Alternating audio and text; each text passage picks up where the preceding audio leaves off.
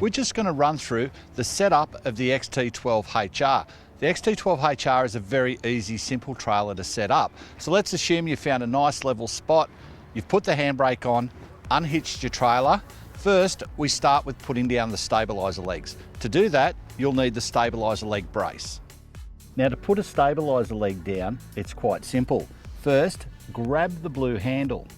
What will help is taking the weight off the stabiliser leg with your other hand to make it easy to pull the blue handle out. So lift it a little bit of weight off, pull the blue handle, and the stabiliser leg will drop down.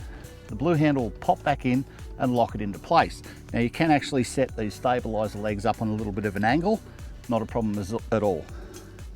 Then, pop our brace in there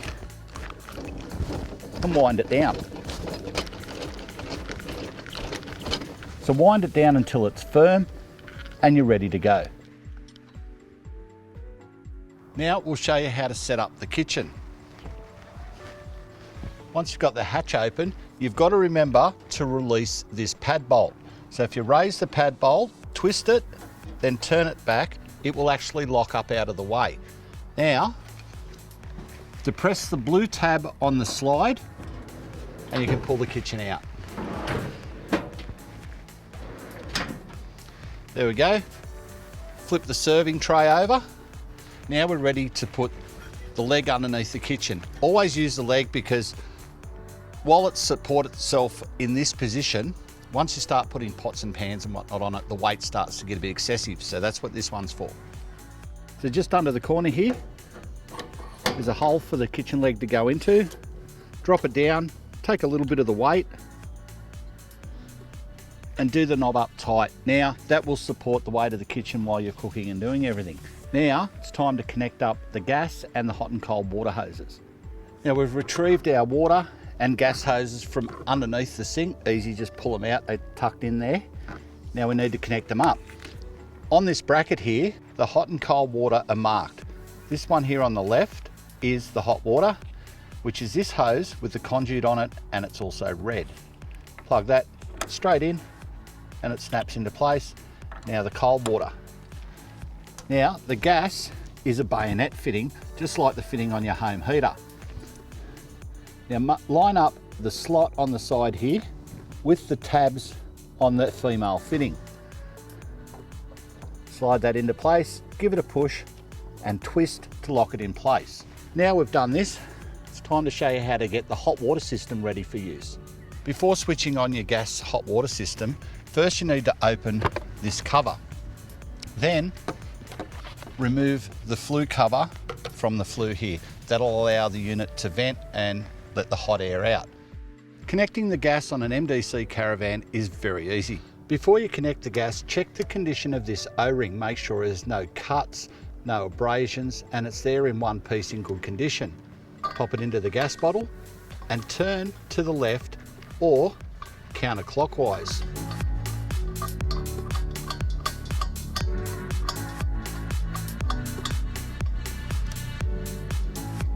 Get it in tight and turn your gas bottle on. Now to get into the van and switch everything on and get ready to go, we need to put down the steps. Now the steps very easy. There's a bar at the back, reach in, push the bar down, pull the step out and lock it into place. It's that easy. Here's our main control panel for all the circuits in the Caravan. So first, switch on the main switch. Now we've got power to the board. We've got voltage here. Now these rocker switches across here control the various circuits. This one's for the DC outlets, this one's for the toilet and fridge, this one's water pump and water gauge, this one is the one we're after, the hot water heater. So we switch that on and we're ready to go to the Truma controller. Now we're ready to switch on the hot water system.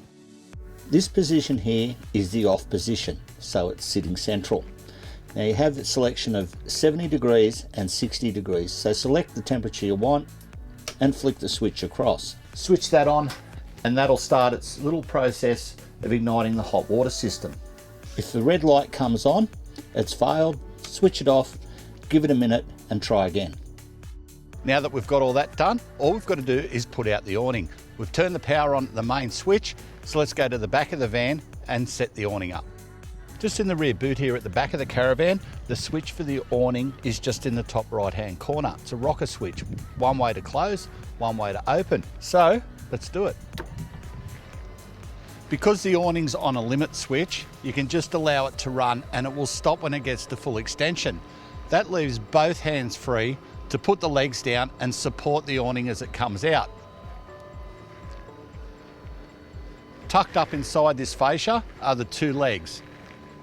When you pull them out, you make sure you pull them out evenly, both sides. There's a clip to the middle of it and a slide on the outside. Be sure not to foul them up. Bring it down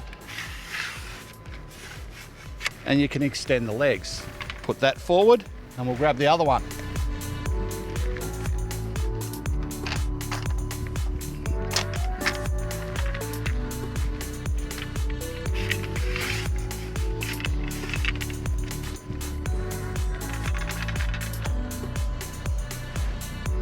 Now when the awning's out, if you wish to use the legs in an upright position, nice and easy, just put a tent peg in each one to secure it, stop it from being lifted in the wind and keep it secure.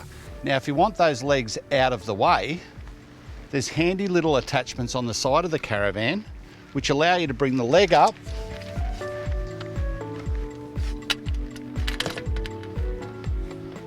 pop it into the receiver there, extend it up and lock it so it's out of the way. You can do that both sides.